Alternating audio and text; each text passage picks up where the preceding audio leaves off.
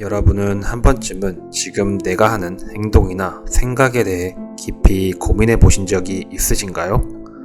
문득 하루하루를 살다가 지금 내가 하는 행동이 내가 생각해서 하는 행동인지 아니면 어떠한 것에 영향을 받아 수동적으로 하는 행동인지 생각해 보신 적이 있으신가요? 사람들은 자신도 자각을 하지 못하는 일을 하거나 행동을 합니다. 특히 SNS나 유튜브가 많이 우리 생활에 영향을 끼친 이유로 우리는 무의식적으로 유튜브나 SNS를 보곤 합니다. 나에게 유익한 내용인지 아닌지 상관없이 무의식적으로 우리는 미디어에 노출이 되고 있습니다. 그렇게 우리는 마치 의식이 없는 존재 마냥 하루하루를 의미 없이 소비합니다. 하루 이틀에 한번 스스로 깨달으려고 노력하지만 무의식적으로 행동하는 나를 통제하는 것은 쉽지가 않습니다. 그렇게 하루가 이틀이 되고 일주일이 되고 한 달이 되고 1년이 됩니다. 연말이 되면 연초에 세운 계획들은 백지장 마냥 생각도 나지 않습니다. 내 자신을 통제하는 것은 생각보다 쉽지가 않습니다. 내 자신을 통제하려면 어떻게 해야 할까요?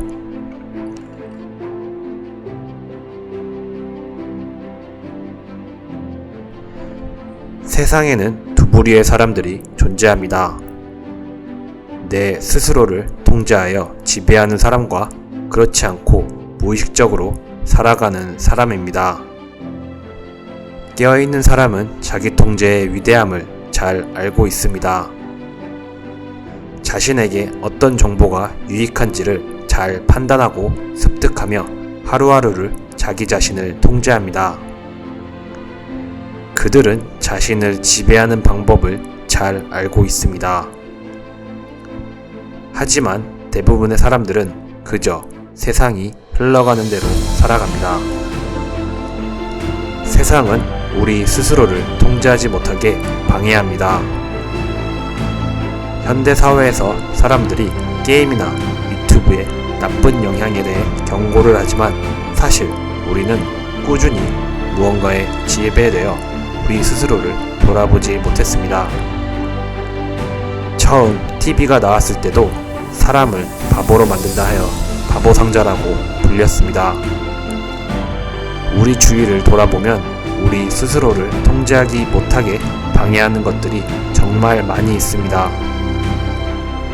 무언가에 집중하려 공부하려고 했을 때 울리는 카톡 알람, 유튜브에서 요리에 대해 찾아보려 하지만 유튜브의 알고리즘에 의해 엉뚱한 동영상을 1시간 이상 무의식적으로 보려 한다든가 화려한 전광판이나 광고들은 우리 스스로를 통제하지 못하게 방해합니다.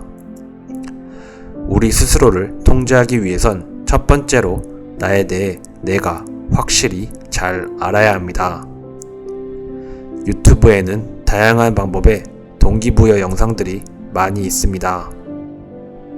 아침에 찬물로 샤워를 한다든가 새벽 5시에 일어나 조깅을 한다던가 미라클 모닝이라든지 등등 다양한 동기부여 영상들이 존재합니다. 하지만 이 모든 동기부여 영상에서 소개된 방법들이 자신에게 맞는지 잘 알지 못합니다.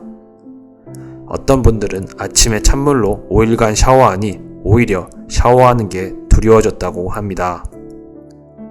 추위를 누구보다 잘 타는 사람에게 찬물 샤워는 오히려 자기 통제를 더욱 악화시킵니다. 그런 분들에게는 오히려 따뜻한 차나 족욕이 하루를 시작하는 것에 도움이 될 수도 있습니다. 어떤 분들은 오히려 오전 10시경에 일어나서 행동하는 패턴이 자신에게 맞는 분들도 있습니다. 하지만 사회는 우리에게 무조건 아침 일찍 일어나라고 주문합니다. 모든 사람이 똑같은 시간에 일어나 똑같은 시간에 출근하여야 통제하기가 쉽기 때문입니다.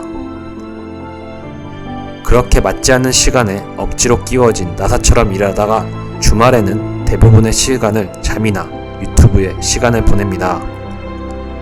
이런 생활이 하루가 되고 한 달이 되고 1년이 되면 우리는 무의식적인 존재로 우리의 인생을 살아갑니다. 주체적인 내가 되려면 무엇보다도 나와의 대화를 많이 해야 합니다. 세상 그 무엇보다 가장 중요한 것은 자기 자신입니다. 우리가 가끔 우울감이나 좌절감을 겪는 이유는 우리 자신의 삶을 살지 못하고 타인에게 종속된 삶을 살아가기 때문입니다.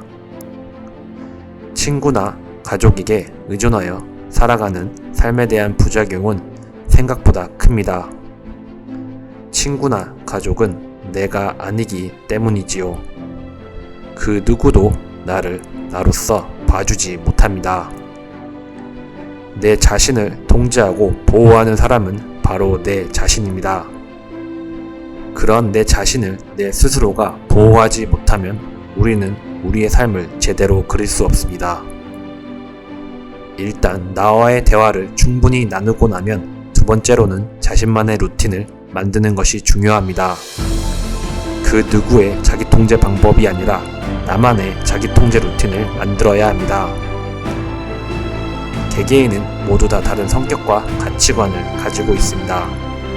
심지어 나를 낳아주신 부모님과 나는 다른 존재입니다. 미래의 행복한 나를 만들기 위해 지금 나를 위해 내가 가장 통제해야 하는 것이 무엇인지 잘 알아야 합니다. 그것은 SNS가 될 수도 있고 게임 혹은 가치 없는 술자리 등 다양한 유혹이 있을 수 있습니다. 잠자기 전에 핸드폰을 보는 것이 나에게 나쁜 영향을 준다고 생각된다면 알람 시계를 사두고 핸드폰은 거실이나 다른 공간에 충전시키는 것도 방법입니다. 이런 사소한 것들로부터 나를 서서히 통제할 수 있습니다. 세 번째로는 내 주위에 있는 사람들도 나를 통제하는 것에 방해가 될 수도 있습니다. 자기를 통제하는 것에 있어서 내가 형성하고 있는 인간관계는 아주 중요합니다. 세상에는 수많은 사람들이 살아가고 있지만 내가 만나는 사람은 상당히 극소수입니다. 특히 이 사람들 중 자신과 가장 가깝거나 가장 자주 만나는 10명은 나의 인생에 크나큰 영향을 미칩니다. 직장 동료, 친구, 가족 등등 이 사람들의 생각과 행동은 나의 가치관에 가장 큰 영향을 줍니다. 한번 자신과 자주 만나는 사람들에 대해 생각해 보세요. 이 사람들이 과연 나의 인생을 통제하고 올바른 방향으로 이끄는 것에 도움을 주는 사람들인지 아니면 방해가 되는 사람들인지를 판별하는 것은 자기 통제에 아주 중요합니다. 만약 나에게 지속적인 나쁜 영향을 준다고 생각될 경우엔 과감히 정리해야 합니다. 마지막으로 가장 중요한 건 내 스스로를 항상 자각하고 있어야 합니다. 영화 트루먼 쇼를 보면 트루먼이라는 주인공은 자신이 세계 최고의 TV 프로그램의 주인공이라는 것을 인지하지 못합니다. 왜냐하면 자기 자신은 그곳에서 평생을 살아왔기 때문이지요. 살아오면서 한 번도 세상의 변화에 대해 인지하지 않고 무의식적으로 살아왔기 때문입니다. 그는 자신이 살아온 모든 행적이 생중계되고 있다고 감히 상상도 못했습니다. 그 동안에는 자신에 대해 생각해 본 적이 없기 때문이지요. 하지만 트루먼은 어떤 변화를 감지하고 스스로를 자각하기 시작하였습니다. 결국 바다를 건너 세트장에서 나올 수 있었습니다. 우리도 스스로의 삶에 대해서 자각을 해야 합니다. 그렇지 않으면 우리도 사회라는 세트장에 갇혀있는 또 한 명의 트루먼일 뿐입니다. 우리는 어렸을 때는 부모님에 의하여 우리를 통제하였습니다. 하지만 우리가 어른이 되기 시작하면 나를 통제해주는 사람은 나 자신밖에 없습니다. 성장하면서 우리는 사회와 도덕관념 등에 대해서 배우지만 우리 스스로를 컨트롤하는 방법은 배우지 못했습니다. 그렇기에 스스로를 컨트롤하지 못하고 사회의 무방비로 노출되어 버립니다. 자기 통제는 나를 사회로부터 지키는 동시에 내 스스로에게 큰 방어막이 되어줍니다. 만약 내 스스로를 통제하지 못할 경우 우리는 사회라는 큰 고래에게 잡아먹히고 말 겁니다. 나는 유혹과 사회로부터 내 스스로의 창의자 방패입니다.